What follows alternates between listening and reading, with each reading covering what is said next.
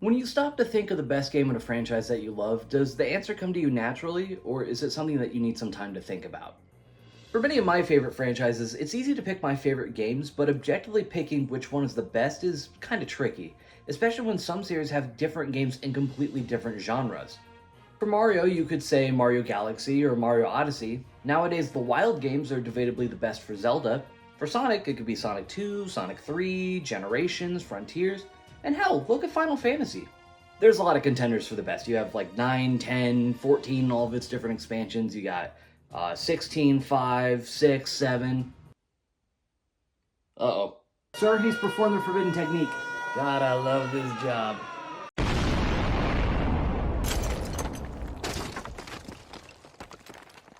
Anyway, my point is that discussing the best game in a series can not only drive good conversation, but also lead newer fans to trying some of these games out for themselves. And when it comes to Metroid, there's often one title that is the go-to to being declared the best Metroid game, and that was a little title that made its debut on the world in 1994. Once more developed by Nintendo R&D 1, the next game in the series was made to set the stage for the reappearance of Samus Aran, and some longtime names were there to get the job done. Makoto Kano was set in a producer role, and Yoshio Sakamoto makes his return to the series as the game's director. In case you're wondering what he was doing after all this time, he was a game designer and scenario writer for the first two Famicom Detective Club games in the late 80s, as well as a few other Japanese exclusive titles. This was also a joint development between Nintendo R&D 1 and Intelligent Systems, who are best known for their work on the Fire Emblem and Paper Mario series. They handled most of the programming for this title and also helped R&D 1 develop the original game as well. Unfortunately, this would also be the last Metroid game to have any sort of involvement from Gunpei Yokoi as the general manager for R&D 1. A few years after the game's release, he would pass away after a deadly car accident, and while he left an amazing legacy behind, he was taken from this world too soon. Rest in peace, good sir. This was by far the most ambitious project for the series up until this point, both in terms of scope and even story. And if for whatever reason you want more story than what the base game offers, maybe you'll find some interest in the Nintendo Power comic tie-in for Super Metroid. Before you get too excited, it's ultimately non-canon, and while it does add some new characters and plot details, they don't matter at the end of the day because of its lack of canonicity. Though this comic certainly makes some strange inclusions. There's this character in a blue power suit named Armstrong Houston who is pretty much the audience surrogate and helps Samus when she's in a bind every once in a while, though at some points it does make Samus feel a bit helpless at times. Now let me see here, there's also Keaton, chairman of the Galactic Federation. He seems alright, nothing too special with him. And then there's Hardy. He's the chief of the Federation Police whose two character traits are laziness and eating. Laugh, it's funny. I'm not a fan of how they handled the scene with the baby Metroid. You know, in the game itself, it's a powerful moment. The baby sacrifices itself to save Samus and gives her a chance to take down Mother Brain. Meanwhile, in the comic, Hardy kills the thing with a regular-ass blaster. No build-up or nothing, just pops that shit like a damn balloon with the impact of a wet fart. While the comic is harmless in of itself, it was also one of the first pieces of media to shed some sort of light on Samus's backstory. The comic establishes that she lived on the Earth colony of K2L that was destroyed by space pirates, and that she was taken in by the Chozo who gave her Chozo DNA to augment her abilities. The tie-in manga for Metroid Zero Mission takes a majority of these factoids and makes them more or less canon to the series. I'd honestly give this a read if you get the chance. The art is pretty good for the time, but it's worth the look mostly because there's something so intriguing about Samus with purple hair. Aw, her and Link match. So what about the actual story in the game itself? Well, let's take a look at the story of Metroid 3, Super Metroid. The last Metroid is in captivity. The galaxy is at peace. This is true, at least for a few minutes. The game starts with Samus recapping the events of the first two games, including the destruction of Mother Brain on planet Zebes, and Samus' encounter with the baby Metroid on SR-388. She decides to leave the infant on the Ceres space colony after the scientists discover that the power of the Metroids could be used for the benefit of civilization. Soon after, Samus departs in search of a new bounty to hunt, but almost immediately afterwards, she receives a distress signal from the colony thanks to an attack from space pirates. She eventually stumbles upon not only the baby Metroid, but also a revitalized Ridley, who takes the baby away after a quick scuffle. Samus can't rest though, as the station is set to explode.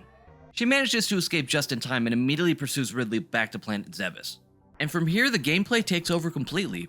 Your ultimate goal is to journey around Zebes again to find the baby Metroid, collecting items to power up Samus' arsenal. One thing that Super Metroid has made improvements to is the atmosphere. I love how haunting this game is, and it hits you as soon as the title screen. It plays a version of the original theme, but it never transitions into the more heroic sounding part. It just stays on this haunting image of the baby Metroid in its capsule with corpses scattered on the floor. Even when you boot the game up and start playing, Sarah's station is completely silent. There's nothing here to shoot, doors open by themselves, and seeing the bodies of scientists scattered around gives you a sense of dread, an uneasy feeling that something horrible has just happened. And it just takes that and runs with it. The haunting music when you land on Crateria follows you into the destroyed remains of Torian, and even all the way to the original part of Brinstar from the first game. There isn't any sort of happy or triumphant sounding music until you reach the new part of Brinstar. The atmosphere of Super Metroid is everything the first two games wanted to be and more, and that's largely thanks to its soundtrack and storytelling. Samus needs to defeat 4 bosses to get to the final area of the game. Much like the first game, Super Metroid is very non-linear. However, it has a few things in its favor to make things more enjoyable. For one, Super Metroid's level design will naturally lead you to your next location, either for new items or your way to get to the next boss. Each area also has a map room, as well as a mini-map on the top right to give you an immediate look at your surroundings. There's also a new item called the X-Ray Scope, and though it's a pace-breaking slog of an item to use, it is nice to have for a first playthrough to find hidden items and passageways. Yeah, Samus has to collect all of her abilities and power-ups again, which fans should be used to at this point. The games will every once in a while try to justify why Samus starts from scratch, whether it's from a suit malfunction or a parasite infection, or even from hitting a wall really hard. Or she could just not have them for no reason, like here in Super Metroid, which is especially baffling nowadays since Samus Returns happens right before, and she's decked out something fierce in that game. So why the hell is she back to her base power suit? Could have been worse though, she could have lost all of her stuff because of falling asleep for a year or some dumb shit like that. Despite your rather bare form, Samus already has a good foundation to work with. She has a run button now, the only game in the series that has one. Because of the new button, the control scheme for this game can be a bit jumbly. The regular control scheme hurts my hands though. Jumps on A, dashes on B, shoot is on X. Yeah, if I want pretzels for fingers, that sounds perfect to me. Piece of shit. I usually put jump on B and dash on Y so that I can get a more natural feeling flow between these 3 buttons. She can finally aim diagonally up and down, so getting a more precise shot is easier than ever up to this point. She can now wall jump, or the kick climb I think it's officially called. I'll be honest, at first it was a struggle to get this damn thing to work, but once you get the rhythm down, you'll be bouncing off walls in no time. With the exception of the spider ball, all of Samus's upgrades return from Metroid 2, with the big change being made to the beam weapons. Beams can now be stacked onto each other, meaning you don't need to ditch the other beams for a new one. Now you can fire a shot that goes through walls like the wave beam, has the freezing effect of the ice beam, with the piercing damage of the plasma beam. Samus can also charge her weapon with the new charge beam. Think of it like the charge shot in Mega Man, but starting in this game, when Samus does a spin jump, she'll glow, and during this, she can spend her charge to damage enemies. There's also the new grapple beam, which doesn't leave me with the strongest impression for this game specifically. You can grapple from certain blocks and sort of Spider-Man swing your way around, but most of the time I can get around any grapple beam puzzles with a well-placed wall jump. It just feels a bit slow and janky for me, but you can use it to spin around in Meridio on this block. So that's neat. Super Metroid also brings in a few enhanced versions of Samus's existing weapons. First, there's the Super Missiles, a big blast that contains the power of about 5 missiles in one, which is really effective in boss fights. Then there's the Power Bombs. It leaves behind a massive explosion that takes out a massive amount of destructible blocks and common enemies. It's a nice tool to have, but I'm just glad that using one doesn't put you in a premature game over. The biggest problem I have with Super Metroid is how you select your items. In previous games, you used the select button to switch between your beam and missiles. In this game, you now use the item select button to cycle between 5 different items. It's not a big problem, but it can be annoying sometimes when I go to use the Super Missile, only to use the grapple beam instead. Samus can also perform the Crystal Flash by absorbing a power bomb to restore her health and some ammunition in this sick animation. However, the only time I used it was to get footage of it for the video, and considering the amount of tiny things you need to do to even activate it, it's not really worth it to use despite being cool to see.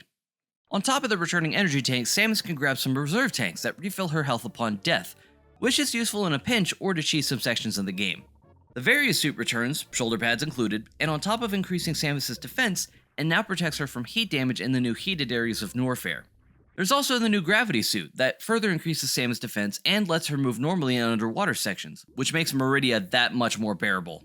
For whatever reason, it also makes Samus immune to damage from lava. I don't see any correlation, but whatever, I ain't gonna bitch. My favorite item though is the new speed booster, which lets Samus reach high speeds after running for a bit.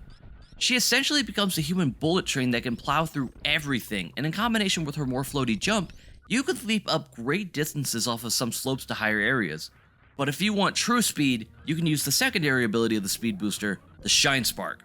Once Samus turns blue, she can store the speed booster and then launch herself in a specific direction at blazing speeds. It can be a bit of a challenge to pull off, but once you do one successfully, it's ingrained into your memory forever. Except for the horizontal Shine Spark, because I swear that shit is finicky as fuck. I think I'd have more luck being a one-legged man in an ass-kicking contest. I think my favorite part of this game isn't using the new items for normal progression, but rather using those items and abilities to see how early I can get other items and the like. You can wall jump up this ledge to get the lower Brinstar before you get the high jump, you can use a horizontal Shine Spark to get this energy tank before getting the gravity suit, and there's this one you can get with well-timed jump with the speed booster. I don't think I could ever play Super Metroid in its intended way ever again, even if I knew what that was. Just because getting these items earlier than normal is just so ingrained into my mind that I couldn't imagine not doing them, whether it be with normal abilities or little glitch techniques like the Mock Ball. I'm sorry, but I want these super missiles now. I love what I can do with Samus to gather items early and better traverse the world, and Super Metroid rewards your sense of curiosity like nothing else. There's plenty of new areas to explore on top of the ones that return from the first game. Brinstar, Norfair, Kraid's Lair, and Ridley's Lair return, but they've all pretty much been given major facelifts. My favorite one is probably the pink section of Brinstar, which kinda gives me a Sakura tree garden kind of vibe. Within Brinstar, you can find these little creatures that will teach you how to wall jump and Shine Spark, but they do it in a show don't tell sort of way that I kinda like. Criteria is the starting area that kind of connects everything together for the most part. There's a wreck ship that has some ghosts roaming around until you turn the power back on, but it has plenty of conveyor belts and spikes to keep you on your toes. Meridia can be pretty confusing to traverse, but it's also one of my favorite areas to cheese with wall jumps and diagonal Shine Sparks. It also has a few quirky things that I like. There are these little snail guys that make a funny noise when you run into them. And there's Shacktool, just a little robot guy doing his digging. Thank you, wise sire, for your wisdom. You can also find the mock droids here, which are failed cloning experiments, and they're so damn pathetic. You need to fight Kraid, Phantoon, Dragon, and Ridley in order to reach the new Torian, but Super Metroid also has a few other smaller encounters peppered about in major areas of the game. I love the chorizo statue that comes to life and attacks Samus. It set the expectation to always be on your toes, as a foe can be anywhere at any time. It's the same thing with the golden chorizo in Ridley's Lair. I feel bad for Spore Spawn, man. By the time I get to this guy, I already have super missiles, and it always feels like putting a sick animal down, just putting him out of his misery.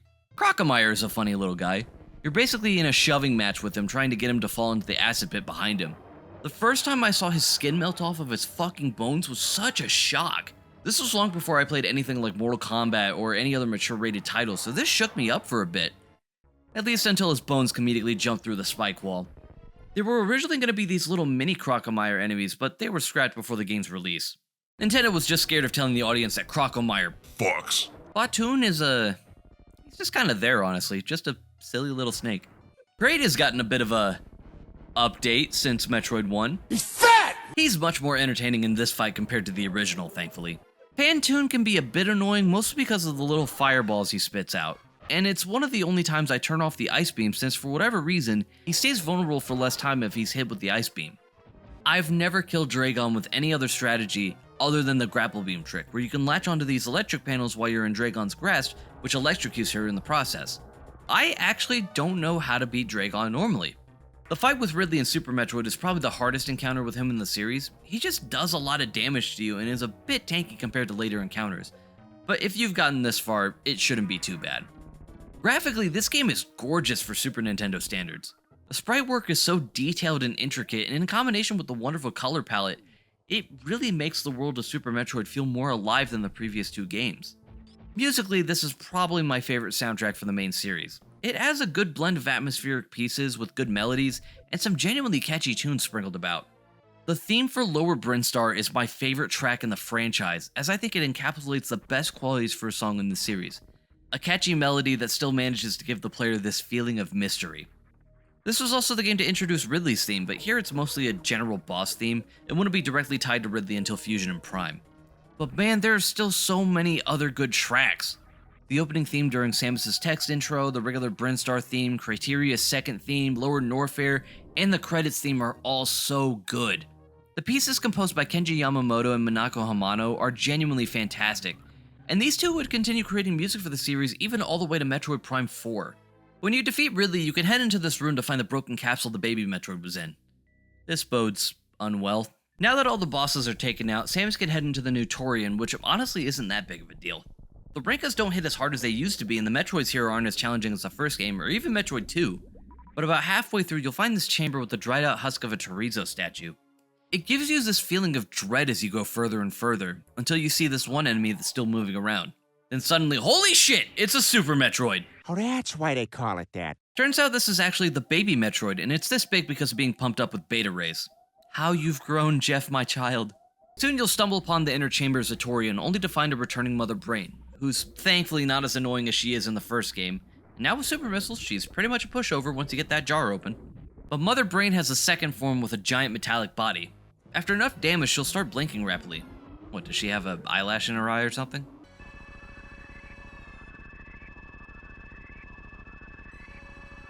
Ow! Well, I guess this is it. It was a nice trilogy, I suppose. Hell yeah! Go, Jeff! Dust this bitch! Unfortunately, she's not down for long, as while the baby Metroid is healing Samus, Mother Brain slowly whittles down the baby's defenses until one last charge ends in the baby's death. But before dying completely, it leaves Samus with the Hyper Beam, and this is one of the most rewarding sequences in any video game. You've forgotten about bisexuality! This whole finale is just so powerful, and all without any sort of dialogue, something that the series excels in constantly.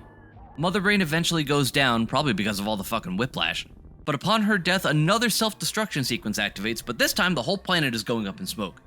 Shit, shit, shit, shit, shit, shit, shit, wait! Give me a second. Be free, my friends! Shit, shit, shit, shit, shit, shit, shit, shit, shit! Alright, we're good. Just had to make fusion canon really quick. Samus manages to escape with her life, leaving behind her second home as it blows to smithereens. We lost the baby, unfortunately, but maybe now the galaxy can truly be at peace.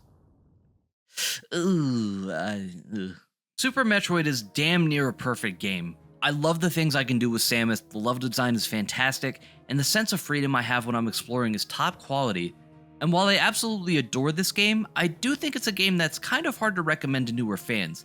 And that mainly comes down to Samus's more floaty controls and how the item select works.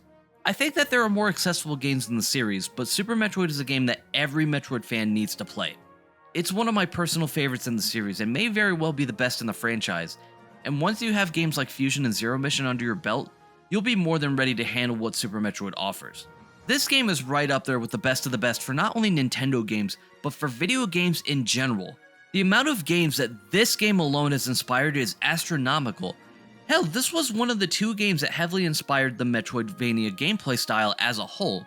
And while there are tons of other games that may be better than it, Super Metroid will stand on its own as one of the best games on the Super Nintendo and one of the greatest games of all time.